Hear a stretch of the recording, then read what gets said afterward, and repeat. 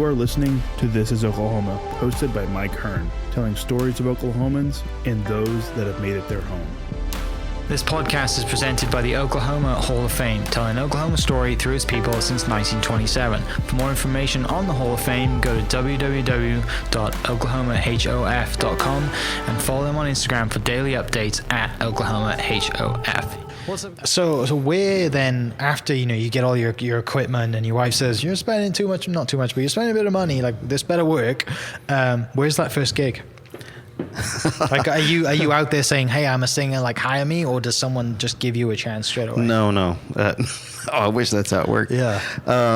No, you kind of figure out, I knew like my style, what I wanted to do. At the time they had a steakhouse at the Grand Casino in Shawnee. Yeah. And so I had a promotional packet that my buddy Clay put together, right? And it was top notch. Yeah. It looked much better than I was, right? That's exactly what it's used to. It's what it's supposed to be, though, isn't it? You got to sell people on it. And so I sent it to several of the casinos around because I thought it was a good fit. And when I followed up with the Grand, the woman that was in charge of that at the time, Michelle, she was awesome to me. She just was super generous. And she's like, you know what? She goes, I'll have you sing at the steakhouse if you'll sing every Thursday night. Yeah. And so I sang at the steakhouse in Shawnee every Thursday night for a year. Yeah. And literally had very little idea of what I was doing. I can remember standing in my kitchen with my lyrics in front of me, I would come home early from work and I would sing for 2 hours to try to memorize the lyrics before my kids got home from school and my wife got home from school and all those things. And then I would go to this and I would have my lyrics in front of me, and bless those people's heart that had to listen to me those times because I was just trying to figure it out, right? Yeah. And then I had tried to get with Box Talent. I'm not throwing Box Talent under we still work with Box Talent. I love them to death. But I had tried to get their attention for about a year. Yeah. I'd sent them a promotional packet. I had called them, and they get people all the time trying. Yeah. And so I'm going to tell the story anyway. So they had an event coming up and they needed somebody to sing dinner music. And I don't remember how I got the gig, but it was for a fairly prominent family in Oklahoma City. And so it was at the Skirvin, on the 14th floor. It was an unbelievably beautiful evening. And, it was the wedding planner that hired me because I knew her. Yeah. And so, but she's like, hey, wait, it's just 45 minutes. It's just dinner music. That's all we want you for. Yeah. Okay, that's fine. We've got someone else coming in. Yeah. We got a DJ, Right. That's fine. So I remember I got up to sing and I just started doing my thing, right? I had already been at the steakhouse for a year.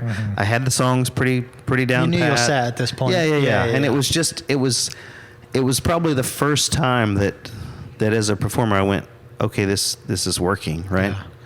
And so by the time I got done with the 45 minutes, I got a standing ovation from a dinner crowd, right? Yeah. From people who aren't supposed to be listening. They're not supposed to be listening, It's background right? music. They're supposed to be chatting and eating food. So I got a standing ovation from them when I was done. Yeah. And when I walked off the stage, David Box was standing there. Yeah. And he goes, dude, why don't you work with us? And I was like, I've been trying for a year, right? And he's like, okay, we're going to fix that. That's awesome. And so we started working together then.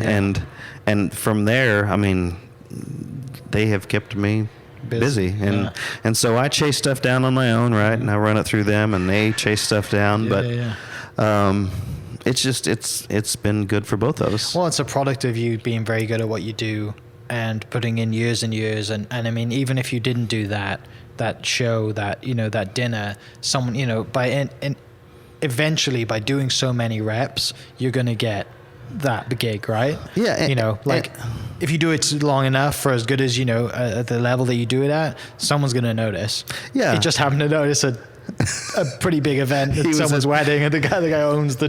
He was at the right place. Well, and it's one of those things. My band leader, Floyd Haynes, right? He handles all my musicians and all that stuff. And Floyd's been around music forever. He's had a big band. Yeah. He's and we were flying to Houston for a gig one time to do an event together. And I remember we were talking about the work and the life and all those things. And he said, sort of off the cuff, he goes, the general rule is you get to perform on the stage you deserve to be on. Yeah. Yeah. And it's sort of, it, like a punch in the face, because you always want to be on bigger stages. Right. You want to be, but what you realize. Vegas shows, headline, whatever it is. Yeah. And what you realize after you've done it, like you said, after you put the reps in, 10 years ago, I wanted to be on a bigger stage. Yeah. I had no business being on a bigger stage. Right? Mm-hmm. And so you realize you got to put the time in. Yeah. Whether you want to or not. Mm-hmm. And by the grace of God, I've been able to work while I've been putting in the time. And, to my own detriment, it's one of those things where you start out. I was thinking about this whenever I was thinking about our interview. Yeah. You start out and you go, hey, okay, this is my sweet spot. This is, and then you have some success, and then you get too smart for your own good, right? Yeah. And you think, okay, well, wait a second. How could I appeal to more people, right? I think I'll do some country music, right? I think, I like Red You Dirt. stray from what you're really good at. Yeah. And so, again, Clay did say on a previous podcast that you were I don't think he mentioned it on the podcast, but he did mention something about you singing George Strait. Yeah. So, and it's kind of our inside joke. Yeah. Because I have had all these varied, side paths to my career that I'll go, hey, I think I'm going to, and literally Clay is very gracious about it, but he's like, oh, okay. Yeah, sure. That's a great idea. Either I'm going to tell you in about a month that you should stick to what you're good at, or you're going to figure it out yourself. That's right. Yeah. It goes down in flames, and I go, maybe I'll do the Sinatra stuff back again. To Sinatra, and literally, I think the last show I did before the pandemic started was on Valentine's Day of 2020. It was at the Grand Casino. Yeah. Not ironically. Yeah. It was a Valentine's show. I had a 17-piece orchestra. I had all new charts written for it. It was easily the biggest show I had ever done, and I was so excited about it. Yeah. And so I did it. We did the show, and I was like, okay, we can do this, right? We can replicate this other places. And then 30 days later, I had 0 shows for the rest of the year. It's such a big, you're at the top of your game. It's the highest, the biggest show you've ever done. And then it's like, oh, that's it. Now what do we do? Yeah. And so, sadly, you can't sing at events from a Zoom call, No, you can't. It's just not very good. Yeah, it's not going to work, is it? And so again, I know the pandemic's been tragic, right? For a lot of people. Yeah. But it was the thing that forced me to kind of take a step back and go, okay, wait, what do you really want to do? Yeah. And I realized at my core, it's just I just want to be in front of people. I want to sing the kind of music I like to do. Yeah. I don't want to chase anything. And if I'm a good fit for your group, for your event, if you want to come see me, awesome. If you don't like what I do, that's totally cool too, fine. right? Yeah. Yeah. Because I love all music. I mean, blues, straight jazz, opera. Country. Except death metal. I'm not a big death metal fan. I can't. You and Victor Hovland wouldn't be listening to the same music on a road trip. Probably not. Okay, probably not. No. Yeah, he loves his Norwegian death metal. Oh man, no, I can't do that. But I love all music. But I also get that. Yeah, it's not for everybody, right? For me, talking about music, everyone says, we're talking about Wales, who's very good at music that came out of Wales, and there's a few. Tom Jones is probably the most famous. Oh, absolutely. And then you've got Shirley Bassey, was someone my nan absolutely loved. Right. And then a few others, but Wales is a very kind of vocal vocal country, I guess. I don't share any of that. So I'm terrible at singing. But it's one thing that, it's a feeling that I kind of tell everybody, like, when you're at a rugby match and you hear, you got 75,000 people on their feet singing the national anthem, regardless of how bad they are at singing, right. That pride that comes from, like, that's the one time I will sing openly in front of a crowd, right. Because you've got 75,000 people around you singing that. And I got goosebumps thinking about it now. Like, it's one of the greatest feelings in the world. I can't imagine what it's like for you to be on stage, comfortable up there. You dress well, you look good, you feel good. You're in front of people and they're happy already. And then they listen to you sing and listen to the music. Now they're dancing. Like, that's a feeling that I've never had, in front of people. And I think it must be amazing. And probably a lot of people dream of that feeling, regardless if it's singing, but up on a stage in front of people. I mean, that's probably the biggest fear of everybody is being in front of a stage and under the spotlight. But, that feeling of having a crowd. And another thing comes to mind is that scene of Freddie Mercury at Wembley where he's just got the crowd in the palm of his hand. And just like, how cool must it feel to have that? And everyone's singing along with you. Well, and just like you said, I mean, just doing something that makes people happy, right? And they're happy anyway. Yeah. What I always tell people, I mean, when I either talk to other people that are performers that are younger than I am or just starting, or when I was leading worship and I would, you have people sing at church, you have to tell people that the audience is only going to relax as much as you relax, right? Because if you're nervous, they're nervous. You can see it. Because the reality is they want you to do well. Right. They want you to crush it. They want you to do great. But they need you to relax. Yeah. And so, years ago, a buddy of mine and I went to Kansas City to see Michael Jackson and the Victory Tour. And I will never forget, we're in Kansas City, the football stadium. Yeah. And it's packed. And Michael Jackson had how many ever people fit in that stadium? 70,000 people. Right, whatever. yeah. I mean, you could have heard a pin drop. He had them right in the palm of his hand. Yeah. And I remember thinking, oh, that's a performer right there. That's legendary, right? And it's amazing. So coming forward then, after seeing, people like that and idolizing it and going forward and diving into it, and then you get all the way up to, playing shows and then you have your biggest show yet, and the pandemic says, Next. no, sir. Right. After a couple of years, you're finally back. I'm sure you're so excited to get back on stage, start singing in front of people. Yeah. What changed, I guess? Did anything change over the kind of pandemic time and change up the set and get back to, what you love? And like, is there anything new going forward? Yeah. So, I would say a couple of things. Number one, I took a step back, right? Yeah. I had to take a break, and I kind of realized what my real passion was. And I realized what my sweet spot was, what I like doing. Yeah. In the meantime, when I was not working, not doing anything, and a little shout out, I went to work at Sandler, which is where you and I met. Yeah. Right. And so I worked for Mike Crandall for the last previous podcast guest. 15 months.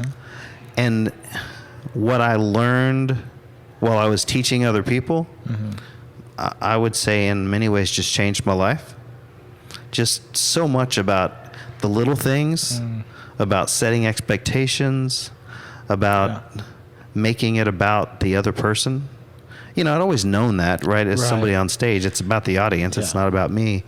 But there was still, if you're not super intentional about it, it can become about you, right? Oh, for sure. Yeah, so. And then you start demanding only, red-colored Skittles in your green room and all that stuff, And they would say, good luck with that. Good luck with that, So it's just, I think the break, I think working at Sandler and everything I learned through Mike, I can't recommend them enough. And then coming back out of it and just realizing, do what you're good at, right? Don't try to. And so I would say moving forward, like, kind of wrap this up because I know we've been talking a while. Yeah. Like right now, currently, I do a lot of private events, right? Yeah. Weddings, dinner parties, charity events, things like that. Because people say, well, where can I come see you? And I'm like, well, Yeah. you can't. Here's really. my day rate. Yeah, well, you can hire me. It's just unless you're invited to those unless events, you're you're a wedding not going. crasher, you can see me there. Yeah. Yeah, which I might be soon. Yeah, We'll well, see. that's okay. Yeah. You got the tuxedos for it. Exactly. I can do that. Yeah. So there's a new restaurant in Oklahoma City called Steak the Experience. Yeah. Steak the Experience. Can't wait it's for on that. it's on the corner of May and Britain, and his whole idea for the restaurant is he wanted to create like his 1960s Las Vegas supper club vibe. Awesome. Yeah. So he completely gutted the inside of that location. Actually, it used to be an old Luby's, right, cafeteria. Okay, yeah. So it does not look like a Luby's anymore. He gutted it. Beautiful walls, beautiful interior, and kind of has the Art Deco signage and things like that. And he's got a stage right in the middle. Does he have a neon sign out front? On the front of the building. Yeah. So, I sing there every Saturday night through the end of March. I'm going to have to come see you. Yeah. So it's incredible food, right? Yeah. Very, very fancy, right? But wonderful food. It's me and my quartet. So we're doing the whole Sinatra, kind of Rat Pack thing while people eat dinner. So that's going on. And What time are you on stage? 7 to 11. Okay. Every Saturday And night. how many of you are in the group? There's a quartet, So my four guys and me. Show you how much I know Yeah, about. that's fine.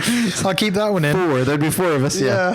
Gosh, so bad at this. Yeah. So there's four of us, and so I'm doing that, Awesome. and then I've got other events, right, that I'm doing, private events and things like that, and then I've got the thing I'm most excited about right now is I've got a show that I'm working on for this year. Yeah. That I want to take to either some of the casinos or some of the, but we're sort of in the beginning process. It's like starting again now, isn't it? Right? Yeah, it's a I mean, little they bit. know obviously they know who you are and they know your background, but then you get to it's like being reborn again. You can restart your set. Yeah, right? yeah, And be yeah. like, hey, I get to bring this is giving me Yeah. a chance to.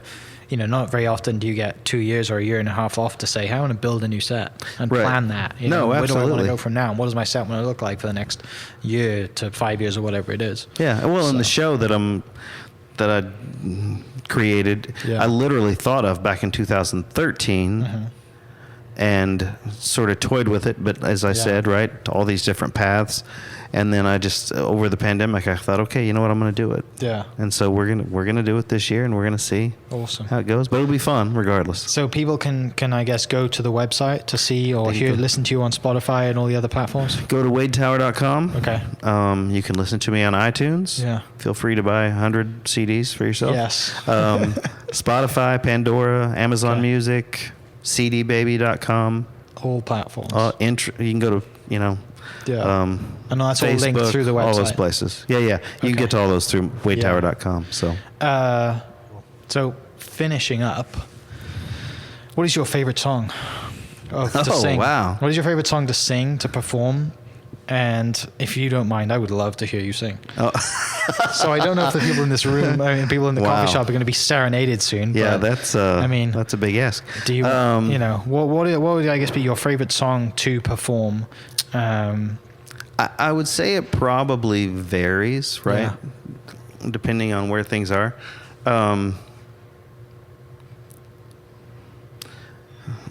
Probably, you love to perform songs and audiences love certain songs, right?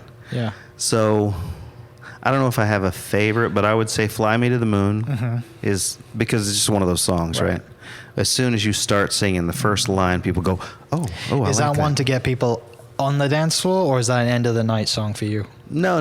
They'll get on the dance floor. That's with that song. okay. Yeah. Let's get the party started. Let's get Fly Me to the Moon. End of the night song. Almost every, and unless something different is happening at the client's request. Yeah. Almost every show, the last song I sing is My Way, Okay. and that's just because, right? It's that kind of song. It's a good finish. It's a song everybody knows, and people still dance to it. We get people on the dance floor. Slow enough that people are going to be okay. Like, time to go. Lights coming on. That's Life. I love that song. But it's got a lot of energy and things like that. But it's not a dance song at all. So it's all. But between What would be your, so in the UK, I think I might have told you this, Wales has like the I don't know, I think it's the biggest Elvis festival in Europe. Okay. Is in Wales. It's in a I did town not know called that. Porthcawl. Okay. A really good friend of mine, he when he worked as a kid, I say when he was like 16 to 18, he'd work at this club, and the best time at this club theater place was Elvis Week, and it's an entire week, and you just got people dressed up as Elvis all week, right? Oh, yeah. Around this tiny little seaside town. Yeah, and everywhere. it was he enjoyed it so much that now he works a career job. He takes off a week and goes back and works. He's 31 years old. Yeah. He works Elvis Week Yeah. because he enjoys it so much, No, right? Okay, so here's one thing I didn't So what I was tell going you. to say, what was your favorite Elvis song? Oh, that's tough. Yeah. Because I'm a big Elvis fan. Yeah. One of the things I didn't probably tell you in my little story, right? So in my area between acting and when I started singing, in that 15 years, and I was doing the celebrity sing thing. Yeah. I did the Elvis thing in a celebrity sing. Yeah. And Stan Clark was in that same thing. Because Stan Clark. Because he can sing, right? He's a good performer, Right.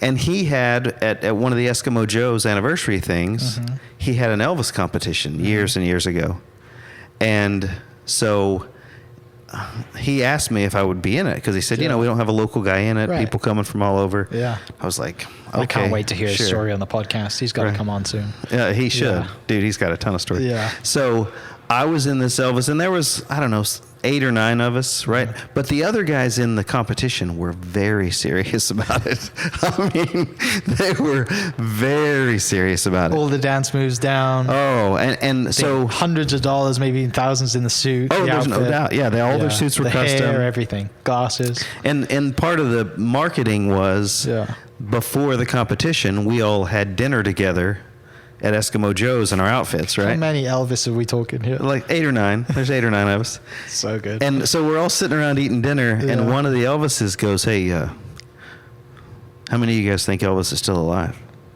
Right? Yeah. So we're going around the table. Well, like all the guys are like, "Yeah, still alive." 100%. So, They get to me, and I'm like, "I'm pretty sure he's dead." And then I was instantly the most disliked We don't Elvis like at the you now, table. yeah. So, but I did that competition, and that competition, the local TV stations covered it and all that. And because of that, I had people calling me saying, "Hey, would you come do Elvis at my wife's birthday party, or would you come do?" So I had about a 2-year period. Yeah. Where I was an Elvis impersonator. Right? Yeah. Not by choice Not by necessarily. choice. But the thing that I loved about it is when you walk into a room in that white outfit, Everyone knows. everybody loves Elvis. Yeah. Everybody. Yeah. And when I sort of got tired of doing it, I was just like, okay, I can't do this anymore. Yeah, you don't want to just be known for the guy who does Elvis. No. Right? But when I thought, okay, well, the way to get out of it is I'll just raise my prices, right? I'll just make it. So people would say, "Would you do it?" And I'd say, "Well, yeah, but it's going to be this much." And they'd go, "Okay." And I was like, no, don't say okay. And so I finally just had to kind of retire. But I will tell you this, the show that I'm going to do later this year, it's called The Chairman and the King. And the first half of the show is Sinatra, and the second half of the show is Elvis. It's coming back. Oh, there's no doubt, because I want to do it. So favorite Elvis song, probably Suspicious Minds. Yeah. I like A Little Less Conversation. That's a great song. So there's a lot of good Elvis songs. That's the great thing about it, is there are so many good songs. Oh my gosh. There was the only reason I knew who Elvis was because there was a friend of my dad who he lived across the street from us when we were growing up, and his nickname was Elvis. Because he loved Elvis, like all he would listen to. And he kind of had the hair as well. And, his name's Rob, but I didn't realize what his name was for a long time. Everyone just called him Elvis. And he is still today, everyone calls him Elvis. That's his nickname. And it's just really funny to and he would always play it, and he would always, I think we went to his wedding, and I was like, obviously my parents were invited, they were good friends, and I was a kid, and I remember him coming out at his wedding performing as Elvis. He likes I'm Elvis. just like, who does that? And he was just a huge fan. But here's a great story about Elvis. So when I was leading worship at that church, right, we had Sherman Andrus come one weekend and give a concert. So and Sherman's still alive, right? And Sherman was one of the Imperials who was the background singers for Elvis. Okay. So he traveled with Elvis for years and years and years and years and years. And so I was, spent the weekend with him that weekend because he came to town to sing at church. And so we hung out. And it was so awesome because he said, Wade, we would do a concert. And he said, in every hotel suite that Elvis had, he had to have a baby grand piano. Because that was part of his rider. Yeah. And he said, we would finish this 2 or 3 hour concert where we just, killed ourselves singing. All. Yeah. And Elvis would go, hey, let's go back up to the room and sing.